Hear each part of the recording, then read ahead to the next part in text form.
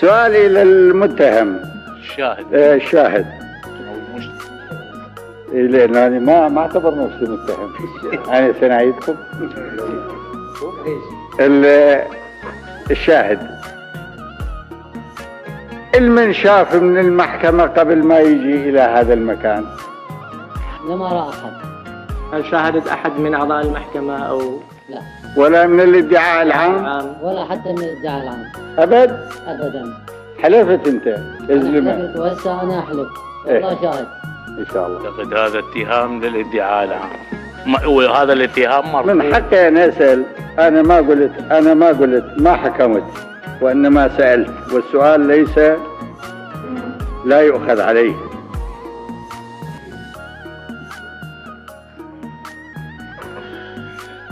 وهنا حصل عندي التباس.